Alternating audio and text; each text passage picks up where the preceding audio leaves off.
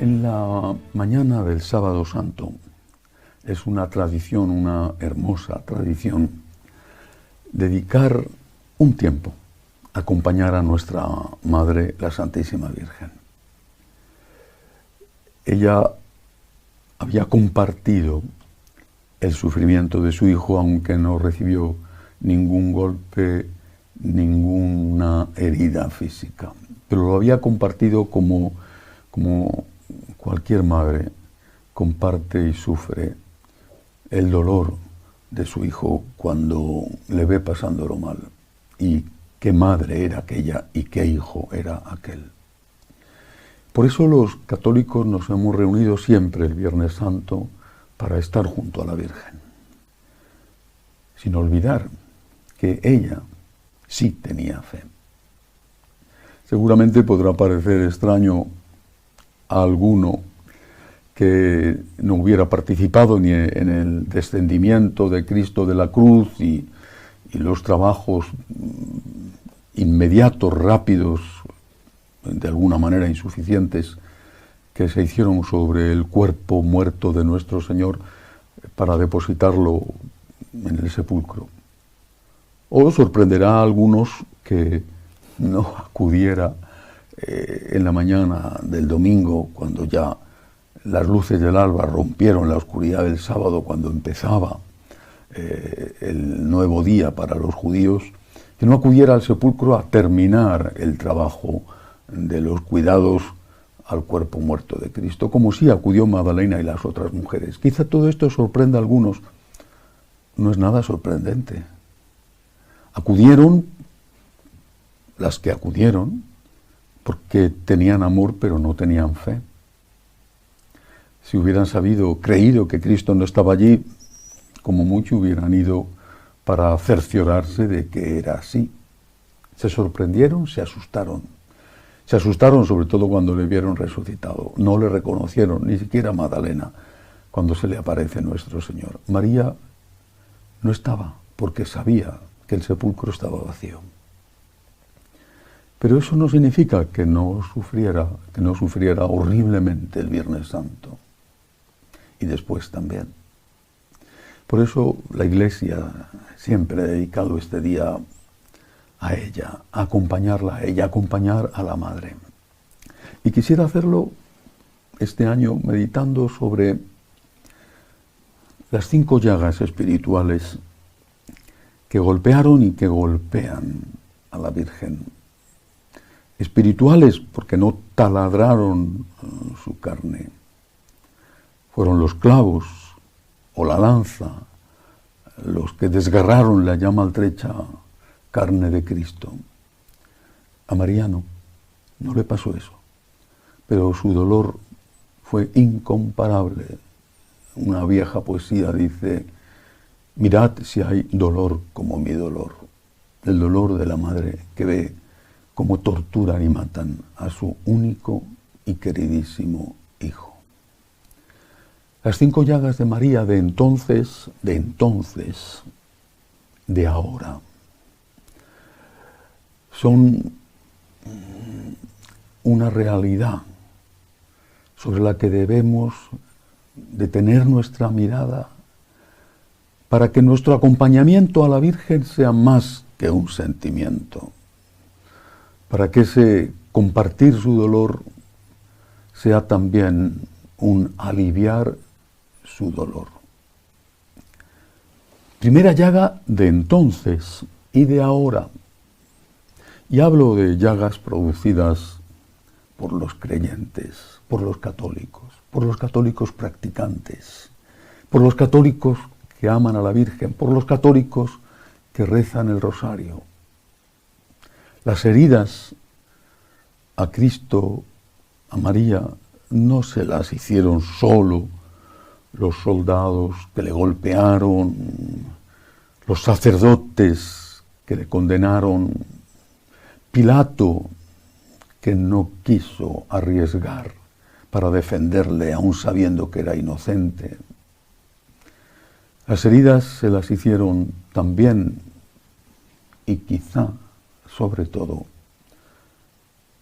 los apóstoles como Pedro, que le negó, o como los otros que se escondieron, los que dejaron de tener, si es que alguna vez tuvieron fe en su divinidad, en su mensaje.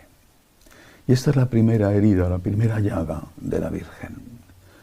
Una llaga que tenemos la oportunidad en cada uno de nosotros de ayudar a cerrar. Primera llaga, primera herida, la falta de fe. La falta de fe en la divinidad de Cristo. Cuando escucho a obispos y cardenales con gran dolor, y si yo lo escucho con dolor, ¿cómo será de grande el dolor de Cristo y el dolor de la Virgen? Cuando les escucho decir que hay que cambiar las normas morales de la Iglesia porque están basadas en unos fundamentos que se han demostrado que no son científicos y que hoy la psicología o la sociología nos hacen ver las cosas de otra manera, que hoy sabemos más, mucho más, dicen ellos, que San Pablo o incluso que nuestro Señor. Y sabemos que hay cosas, dicen ellos, que son inevitables y que por lo tanto hacerlas ya no son pecado.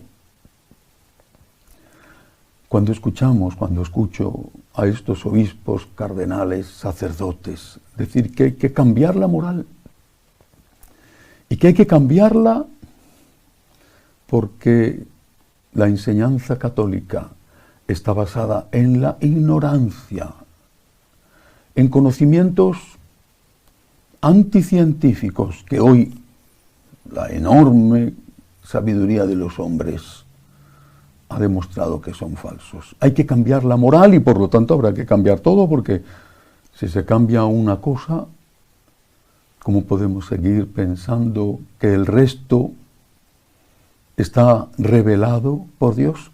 Si Dios se ha equivocado en su revelación, por ejemplo en San Pablo, si San Pablo ya no es en este, en aquel, en el otro punto, lo que enseña ya no es palabra de Dios, no es doctrina revelada, si lo que han enseñado los santos padres, los grandes teólogos de la Iglesia, los santos, durante 2000 años, es falso, al menos en algunos puntos, ¿qué garantía tenemos de que sea verdad el resto de lo que han enseñado? De que la palabra de Dios sea palabra de Dios. ¡Qué dolor! Simplemente lo que hay ahí detrás es una falta de fe. Falta de fe no en los conocimientos científicos de aquellos hombres de hace 2000 años que evidentemente sabían de muchas cosas menos que nosotros, sino falta de fe en Dios, en que esa es palabra de Dios.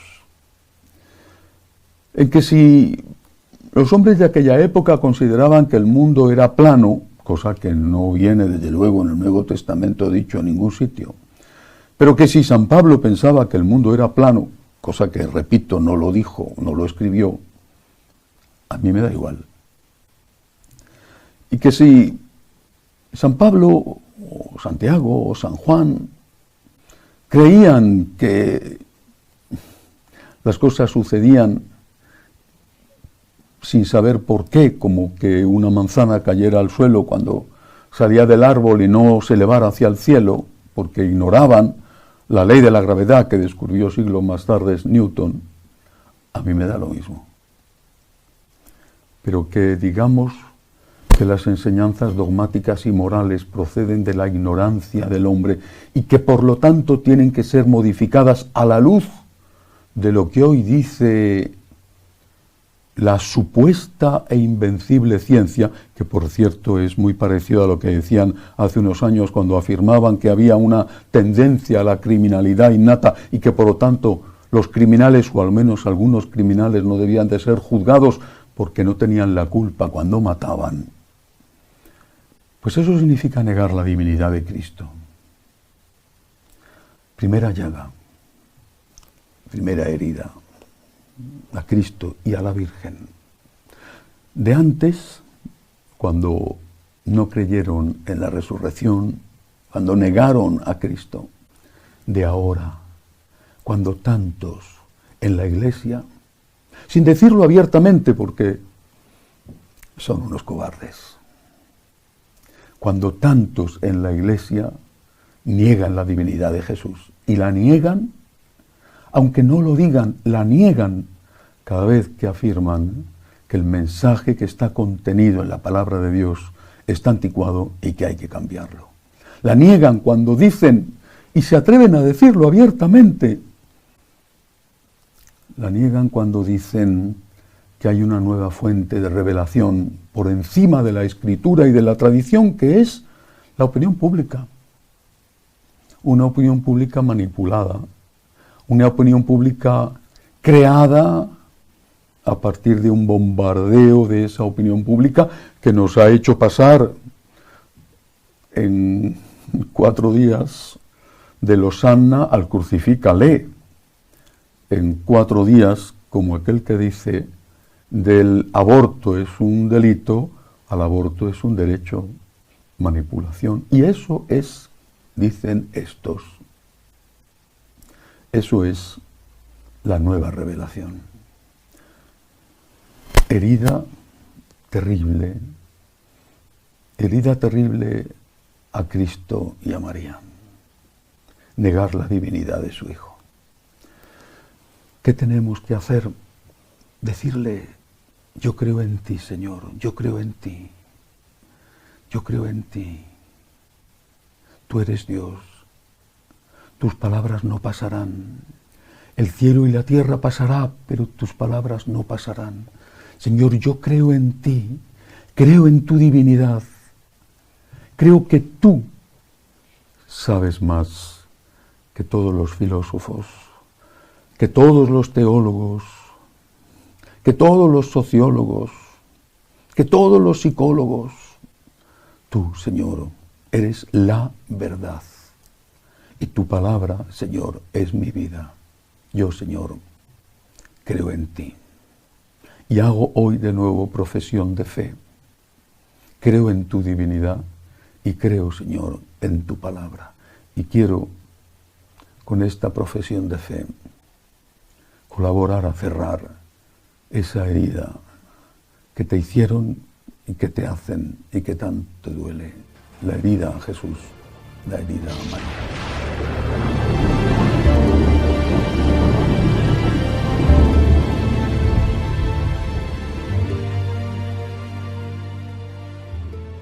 La segunda llaga a Cristo y a nuestra Madre. La espada que traspasó el corazón de nuestro Señor y que la alcanzó a ella es la falta no solo de fe, sino de esa consecuencia espiritual inevitablemente unida a la fe, que es la confianza. Después del yo creo,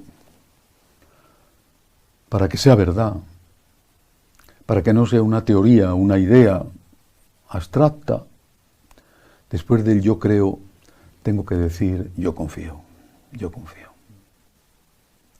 Tengo que decir yo, Señor, confío en ti. Sagrado corazón, en vos confío. Divina misericordia, en ti confío. Yo, Señor, confío en ti. Y esta llaga,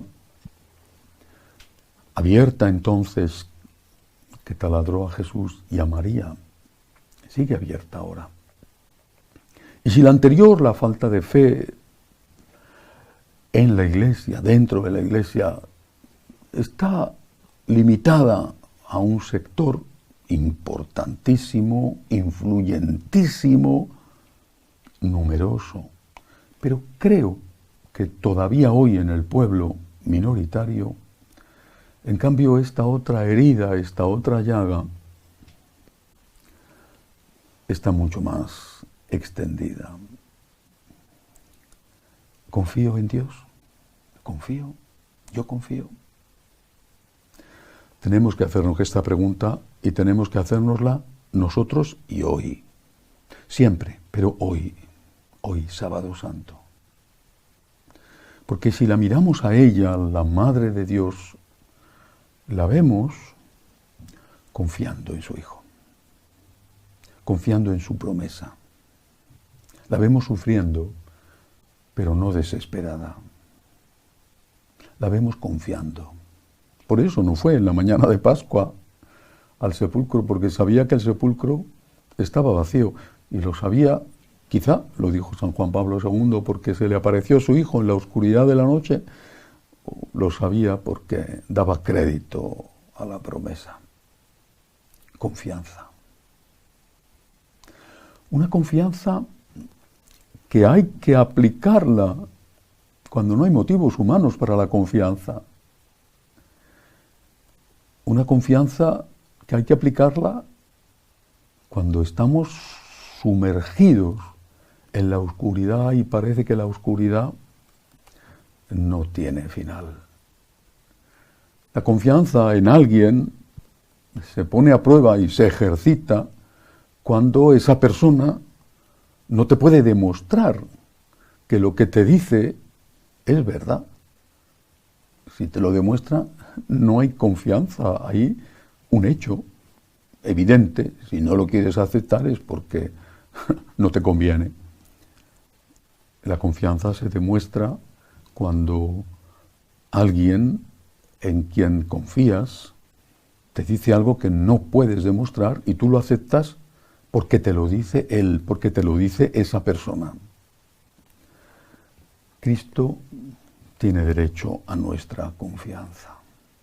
¿Qué más tenía que hacer para ganar ese derecho? ¿Qué más tenía que hacer para que en tu oscuridad pudieras decirle, confío en ti, yo confío? Quisiera que esta oscuridad tuviera algún rayo de esperanza que la iluminara, pero en medio de la noche, Señor, yo confío porque tú mereces mi confianza. Y esto fue lo que le dijo la Virgen. Acompañar a María en este Sábado Santo es decirle a ella, yo confío en tu Hijo y confío en ti. Me fío de tu Hijo y me fío de ti. Creo en tu Hijo y yo creo en ti. Creo que eres mi madre. Creo que no me dejas solo. Creo que aunque no lo vea, aunque no lo entienda, creo que tú estás ahí. Señor, yo confío.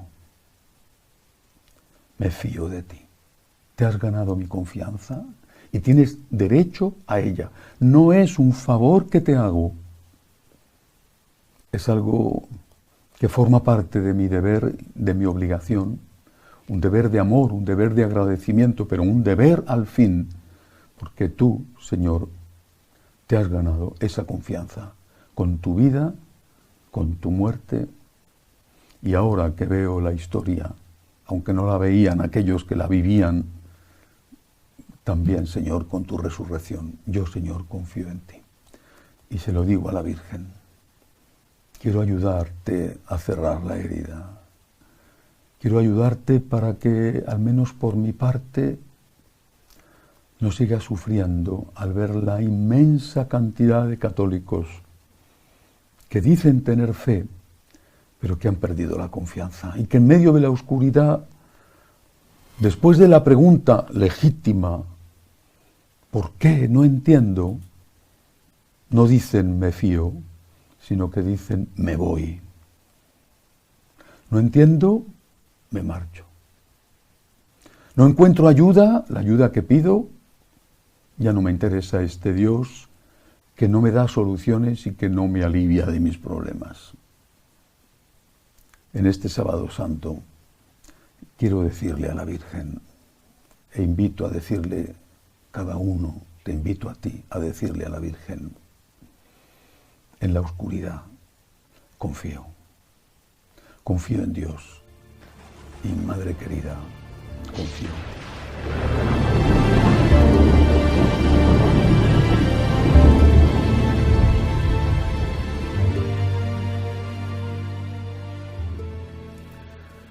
la tercera llaga que abrieron y que sigue abierta en el costado de Cristo y en el costado de la Virgen es la falta de esperanza. La falta de esperanza con las tres promesas del Señor. Venid a mí los que estáis cansados y agobiados y yo os aliviaré. Todo pecado será perdonado si hay arrepentimiento. Y la promesa más importante, hay vida eterna. La falta de esperanza es consecuencia de la falta de fe. La esperanza es la segunda virtud teologal y va unida a la fe. Es consecuencia de ella. Porque creo, confío. Porque creo y confío, espero. Espero que lo que prometió se cumplirá. Pero espero porque confío. Es consecuencia mi esperanza de mi confianza. Cuando estoy cansado y agobiado y escucho su invitación a ir a Él porque me va a aliviar, no siempre encuentro ese alivio tal y como me gustaría que ocurriera. Porque en realidad lo que me gustaría que pasara no es un alivio, sino una solución, una desaparición del problema. Alivio representa sufrir menos, pero seguir sufriendo. Que el problema sea menor y con ello que el problema sea llevadero. Y lo que busco no es un alivio, sino que el problema desaparezca. Eso Él no lo ha prometido. Y como interpreto mal su promesa, porque no quiero escucharla tal y como la dijo, le acuso de no cumplir lo prometido, cuando en realidad estoy exigiéndole cosas que nunca prometió. He perdido la esperanza. ¿Has perdido la esperanza? Ya no vas a Él en busca de alivio, porque fuiste a Él en busca de soluciones. Nunca te prometió que cada enfermedad sería curada, cada envejecimiento sería retrasado indefinidamente, que cada problema sería resuelto, que cada piedra se convertiría en pan. Nunca prometió eso.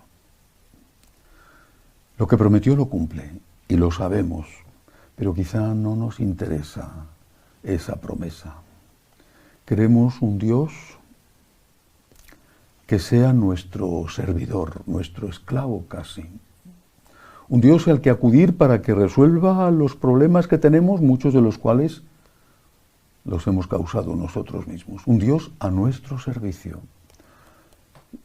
Y el Dios verdadero no es nuestro esclavo. Somos nosotros sus siervos, no Él nuestro siervo. El Dios verdadero nos ama y pone su hombro dolorido debajo de nuestra cruz, pero no para que nos vayamos de la cruz, sino para llevarla entre los dos, para seguir llevando nuestra cruz y para seguir llevándola con Él, que está a nuestro lado, compañero de camino, a fin de que el peso sí sea posible, porque es un peso compartido. Y esto es lo que tenemos que decirle hoy al Señor. Espero, Señor, espero que vas a aliviar mi peso. Y si es tu voluntad que desaparezca, gracias. Pero si no es posible que pase de mí este cáliz, espero, Señor, que estés a mi lado para beberlo juntos, para compartir el peso de la cruz juntos y que así pueda seguir caminando. La segunda promesa, no hay pecado que no pueda ser perdonado. Pero esta, lo mismo que la anterior, también tiene una condición. Tienes que pedir perdón. tienes que estar arrepentido. Cristo no es un invasor. Cristo es alguien que llama a tu puerta ofreciéndote el regalo de la misericordia, pero que no te puede entregar el regalo si no abres la puerta. ¿Cómo va a perdonarte si no pides perdón? ¿Y cómo vas a pedir perdón si te están engañando diciéndote que el pecado no es pecado y que puedes seguir haciendo lo que quieres, lo que te pide el cuerpo, lo que reclaman tus instintos, tus pasiones, a veces incluso tus delitos? Porque eso no es nada malo, porque en todo caso Dios es tan bueno que perdona siempre, lo cual es verdad. Dios es tan bueno que perdona siempre, pero perdona. Es decir, antes ha habido algo malo, si no, no habría perdón, no tendría por qué haberlo, no puede haber perdón si no ha habido delitos, si no ha habido pecado. Cristo perdona siempre y acoge a todos,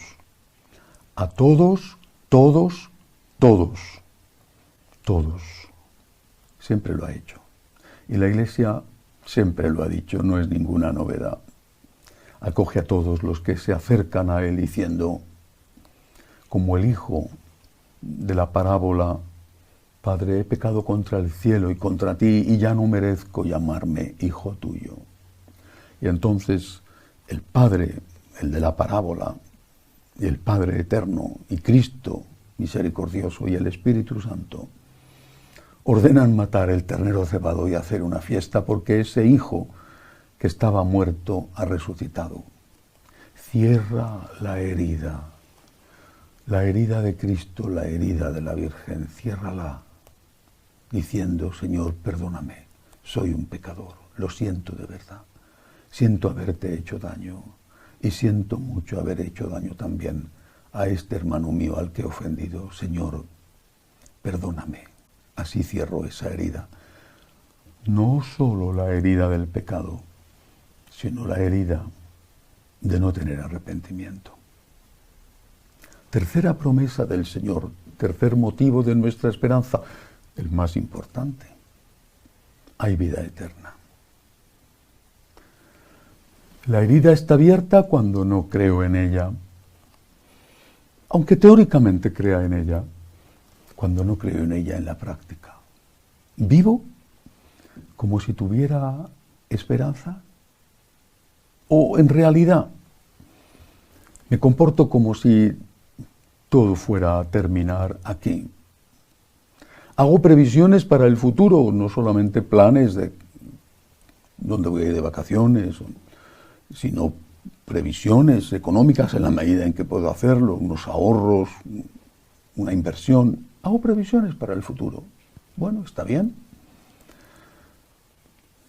Hago previsiones para el futuro más importante, que es el que se abrirá cuando llegue la hora de mi muerte. Hago previsiones para ese futuro. Atesoro tesoros en el cielo. Lo mismo que atesoro tesoros, el que puede, en la cuenta corriente del banco o haciendo inversiones inmobiliarias. Soy consciente de que un día me encontraré ante el trono de Dios y le escucharé decir, he tenido hambre. ¿Qué has hecho? ¿Qué has hecho? He estado solo. ¿Qué has hecho? Me han tratado injustamente. ¿Qué has hecho?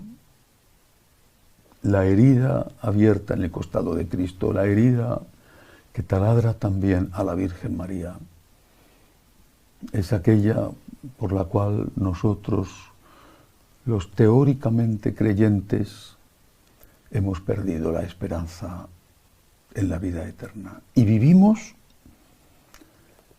como si Dios no existiera y como si no existiera la muerte y como si no existiera el juicio y como si no existiera la resurrección. Cerrar esa herida Cerrar esa llaga es decirle, Señor, yo sé que hay vida eterna y quiero vivir conforme, de acuerdo con esta fe, con esta esperanza. Sé que hay vida eterna. Sé, creo, que los que han muerto no han muerto para siempre.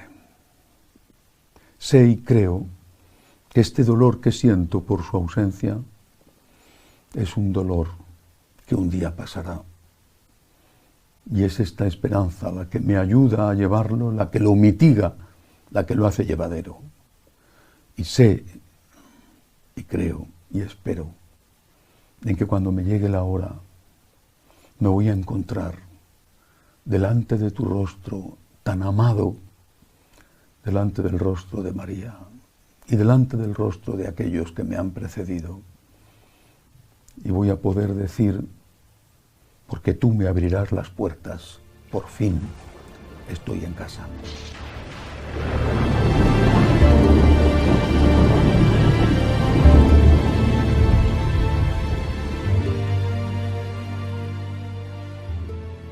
La cuarta llaga, abierta en el costado de Cristo, que taladró también espiritualmente a la Virgen, hace referencia a un aspecto de la virtud de la caridad.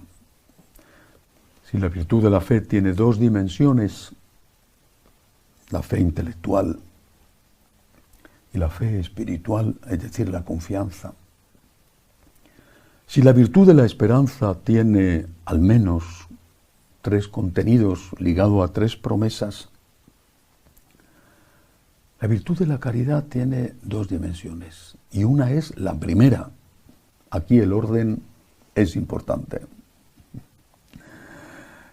En matemáticas decimos que el orden de los factores no modifica el producto cuando hay una multiplicación, y que 3 por 2 es igual que 2 por 3, o que cuando hay una suma 5 más 4 es igual que 4 más 5. En la caridad no es así. El orden sí modifica el resultado. En la caridad, en el orden de la caridad, hay un primero. Lo establece Jesús claramente. Y ese primero, el primer objeto o sujeto de nuestra caridad, tiene que ser Dios. Es a Dios a quien le debemos el mayor amor, no el único amor. Está la familia, los amigos, la patria, pero Dios es al que le debemos el mayor amor, el primer amor. La caridad empieza por cumplirse con el amor a Dios, con el por ti Jesús, por ti Señor, por ti, por agradecimiento a ti. Y ese amor a Dios, por supuesto que se va a manifestar en el segundo amor, que Jesucristo establece, ese primero y ese segundo, Dios y el prójimo. Pero ese amor a Dios se tiene que empezar manifestando en nuestra motivación espiritual por ti, Jesús, y en el trato que le damos a Él. La herida en su costado está abierta, la herida que taladra también a la Virgen está abierta. Cuando nosotros no ponemos a Dios en el primer lugar de la vida, cuando ponemos en primer lugar a un partido político, qué tristeza, qué dolor para nuestro Señor ver que católicos y católicos practicantes y católicos de misa, les da igual si el líder del partido del que están enamorados, líder y partido, les da igual si es un radical abortista, por ejemplo. Y después hace promesas de otras cosas, pero eso lo asegura y lo cumple. Les da igual. Porque han olvidado que el primer amor, el mayor amor, es Dios. Han puesto la política, su partido, su ideología antes que a Dios. Y si fueran coherentes, en lugar de ir a pedir a Dios ayuda cuando tienen un problema, deberían de pedir ir a pedir ayuda a la sede del partido. Y en lugar de poner una vela a la Virgen, tendría que tener en su casa una fotografía, que quizá la tienen, de ese líder del partido y ponerle una velita a él. Porque están adorando a un ídolo. Nosotros, los católicos, somos personas muy especiales. No soberbios, pero sí orgullosos. Nuestro orgullo consiste en que no nos arrodillamos delante de nada ni de nadie, solo ante Dios doblamos nuestra rodilla. Estamos de pie como hombres dignos y libres, sin arrodillarnos delante del poder, delante del dinero, porque antes, al entrar en la iglesia, hemos doblado nuestra rodilla delante del sagrario, solo ante Él. Y cuando no hacemos esto, es que estamos adorando ese poder o ese dinero y hemos dejado de adorar a Dios. Y esta es una herida, una llaga. Y esto lo demostramos no solamente a la hora de votar, momento importantísimo de la máxima importancia, sino que lo demostramos también a la hora de rezar. ¿Cuántas excusas para ir a misa? ¿Cuántas? Si te dieran un talón bancario o te hicieran una transferencia a tu cuenta corriente del banco o te dieran un sobre con dinero, cada vez que vas a la iglesia, cada vez que comulgas, pon la cantidad que quieras. Dios es riquísimo. Pon la cantidad que quieras. $1 millón de dólares, $1 millón de euros. Pon la cantidad que quieras. Trasládala esta cantidad a tu moneda, la que sea. Pesos mexicanos, pesos colombianos, de cualquier país. Trasládala. O cóbrala en dólares, porque así te vale más el dinero. Pon la cantidad que quieras. Cada vez que vas a misa te van a dar $1 millón de dólares. ¿Irías? ¿Ya no tendrías excusas? ¿Ya no estarías cansado? ¿Ya no tendrías tantas cosas que hacer? ¿Qué precio tienes? ¿Cuál es tu precio? ¿$1 millón de dólares? Seguramente menos 100.000, posiblemente menos 10.000, incluso menos 1.000. Con $1.000, con 1.000 euros, ¿irías a misa cada día? Cada día 1.000. Es posible que incluso menos. ¿Por 100? ¿Irías a misa cada día? Hombre, voy a misa, hay ahí unos feligreses que después de comulgar tienen un cestillo con un sobre con $100, con 100 euros. ¿Irías? 1.000, pon la cantidad que quieras. ¿Y por Cristo no lo haces? ¿No vale más la Eucaristía que cualquier tesoro del mundo? Y lo mismo la oración, y lo mismo el rosario. Tenemos fe, esperanza, tenemos caridad hacia Dios. Y eso se demuestra con obras concretas. Se demuestra no con sentimientos, no con palabras. Siempre recuerdo aquella vieja canción italiana, parole, parole, parole. Palabras, palabras, palabras. Palabras, promesas de amor inquebrantable, como San Pedro, mi vida daré por ti. Y a las pocas horas, no le conozco, dijo. Amor a Cristo, amor a Dios, en primer lugar, eso es caridad. Y es la primera parte de la caridad. En primer lugar, por encima de la política, por encima del dinero, aparta de ti toda excusa que te separa de darle a Dios el culto debido, Aparta de ti toda excusa, como si te dieran mucho dinero por ello. Aparta de ti toda excusa para poner a Dios en el primer lugar de tu vida, que es el único lugar donde debe de estar, porque cuando no está en el primer lugar, simplemente lo has colocado en el último lugar. Cierra la herida de Jesús, cierra la herida de María, prometiéndole a él y a ella que de verdad Cristo está y va a estar en el primer lugar de tu vida.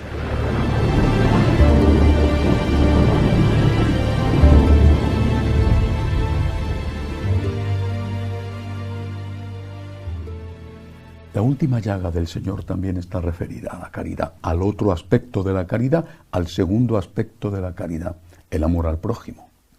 El primero, el amor a Dios, es la raíz, pero una raíz que tiene que dar ya frutos, poniendo a Dios en el primer lugar. El segundo, consecuencia de esa raíz, es el amor al prójimo. Y la llaga que le hacemos a Jesús está abierta. La llaga que hace sufrir a María al ver cómo su hijo sufre, está abierta cuando no hacemos aquello que debemos hacer porque somos seguidores de Cristo. El Señor nos enseñó que la caridad, el amor al prójimo, tenía 3 niveles. 3 niveles que había que escalar uno detrás de otro y que había que poner en práctica el primero para enseguida, lo antes posible, pasar al segundo y culminar con el tercero. Primer nivel, no hagas el mal que a ti no te gustaría que te hicieran. No hagas el mal. No hagas el mal. ¿A ti te gustaría que te calumniaran, que dijeran chismes de ti, aunque fuera verdad lo que dicen? ¿Te gustaría a ti que te robaran, que te mintieran, que te engañaran? ¿Te gustaría? No hagas lo que no te gustaría que te hicieran a ti. Segundo nivel de la caridad hacia el prójimo. Haz lo que sí te gustaría que te hicieran a ti. Primero, no hagas el mal. Segundo, haz el bien que a ti te gustaría que te hicieran. ¿Qué te gustaría que te hicieran? Que cuando estás solo te hicieran compañía. Que cuando tienes un problema te ayudaran a resolverlo, o al menos que te comprendieran. Te gustaría que, si no tienes trabajo, te ayudaran a buscarlo. Te gustaría que, si estás enfermo, te llevaran al médico, y si no tienes dinero para las medicinas, pues que te ayudaran a comprarlas. ¿Qué te gustaría que hicieran contigo? Hazlo tú con los demás. No hagas el mal, primer escalón. Haz el bien. Naturalmente, a la hora de hacer el bien hay siempre limitaciones. ¿Qué bien tengo que hacer? Debemos preguntarnos, ¿qué bien? ¿Tengo que dar todo lo que tengo a los pobres, por ejemplo? San Pablo nos dice que no, cuando él pedía dinero para los pobres de Jerusalén, nos dice que no había que quedarse sin nada para ayudar a otros y convertirse uno mismo en alguien que pasa necesidad. Había que dar siempre con generosidad, pero sin poner en riesgo tu vida y la de tu familia. San Basilio Magno, un gran santo de la Iglesia oriental, de la Iglesia católica, porque aún la Iglesia ortodoxa y la católica estaban unidas, que vivió en el siglo IV, un hombre que defendió valientemente la fe en la divinidad de Cristo, organizó en su diócesis, en Cesarea de Capadocia, organizó una ciudadela, una pequeña ciudad, siglo IV, año 360. En su ciudadela, que después fue llamada en honor a él Basiliades, había un hospital. Bueno, había también hospicios para los huérfanos. Había posadas para los extranjeros que no tenían en la ciudad familia que les acogieran y tenían que pasar por allí, pernoctar allí. Había incluso talleres donde enseñaban los oficios de entonces, herrero, curtidor de pieles, donde enseñaban los oficios a los que no tenían un maestro que les enseñara y que, por lo tanto, gracias a esa enseñanza podían ganarse la vida. Construyó una ciudad de la caridad, pero iba más allá y decía que el dinero que te quedas sin necesitarlo, con una legítima previsión, es un dinero que le robas al que lo necesita. Y que la comida que derrochas es una comida que robas al que tiene hambre. Lo decía porque había muchos que presumían de ser cristianos. Hacía poco que el cristianismo había dejado de ser perseguido, pero que después no tenían compasión con el que sufría. Y detrás de él, en otra diócesis cercana, en Constantinopla, San Juan Crisóstomo fue muchísimo más exigente y radical.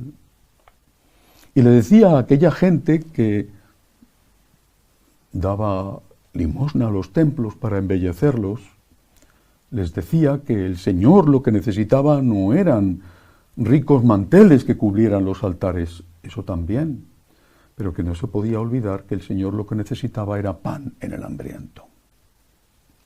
Y ahí llegamos al tercer nivel de la caridad. Tienes que hacer el bien posible, no el bien imposible. Segundo nivel, bien posible, no el imposible. Pero el tercer nivel de la caridad es la imitación de Cristo. Amaos unos a otros como yo. Como yo. Ahí está todo claro. No fácil, pero sí claro. ¿Qué haría Cristo si estuviera en mi lugar? ¿Qué hizo Cristo? Si Cristo fuera mi consejero, ¿qué haría? ¿Qué me diría? ¿Qué me enseñaría? Imitación de Cristo. Imitación del amor de Cristo. Nadie tiene amor mayor que el que da la vida por sus amigos. Y vosotros sois mis amigos, añade el Señor, si hacéis lo que yo os mando. Y lo que yo os mando, dice Jesús, es esto. Este es mi mandamiento, su mandamiento. El único que él llama suyo. Los otros son de Moisés. Este es el suyo. Amaos unos a otros como yo os he amado. ¿Lo hacemos? ¿Lo intentamos al menos? ¿Estamos intentando subir los 3 escalones de la caridad? No hagas el mal, haz el bien posible, imita a Cristo. ¿Lo hacemos? Porque si no lo hacemos, la llaga en el costado de Cristo sigue abierta. La llaga de María sigue abierta. No podemos decir que amamos al Dios al que no vemos cuando no amamos al prójimo al que vemos. Hemos meditado sobre la esperanza. Hemos dicho que una parte esencial de las promesas de Cristo es la vida eterna. Y no debemos olvidar que a la muerte nos encontraremos con el Dios de la misericordia que nos ama, pero que también ama a nuestros hermanos. Y Él nos va a preguntar, he tenido hambre, ¿me has dado de comer? Yo he estado presente en esa persona que ha tenido hambre. No me podrás decir, ¿cuándo? No te he conocido. Cuando no lo has hecho con uno de estos, mis humildes hermanos, conmigo no lo has hecho. Cuando lo has hecho con uno de estos, mis humildes hermanos, conmigo lo has hecho. Imita a Cristo. No puedes resolver los problemas del mundo. No puedes saciar el hambre del mundo. Pero sí puedes saciar el hambre de una boca. haciendo un esfuerzo, tienes el deber de hacerlo. No por solidaridad o por humanidad, por caridad hacia aquel que sacia cada día tu hambre con la Eucaristía, que limpia cada día tus pecados con su sangre y que te abre cada día las puertas del cielo. Cierra la llaga del costado de Cristo, cierra la llaga que espiritualmente hirió a la Virgen en su costado, quita una de esas espadas de dolor que atravesaron el corazón inmaculado de María. Aquellas espadas de las que habló el anciano Simeón cuando ella fue con San José a presentar al niño al templo. Cura esas llagas, cura esas heridas, diciéndole a Jesús, diciéndole a María: quiero creer en tu Hijo, quiero confiar en tu Hijo, quiero acudir a tu Hijo buscando ayuda y alivio y seguir ahí, aunque no encuentre soluciones definitivas. Quiero pedir perdón a tu Hijo y no engañarme diciendo que el mal no es malo. Quiero esperar en la vida eterna y encontrar ahí mi paz ante la muerte. Quiero amar a tu Hijo poniendo en el primer lugar de mi vida, antes que a los políticos, antes que al dinero y antes que al mal uso de mi tiempo. Y quiero amar a tu Hijo, imitándole en el amor al prójimo, teniendo a Él como mi consejero, teniéndote a ti, Madre de la Misericordia, también como aquella que me indica el camino que he de seguir para amar a tu Hijo. Que así sea.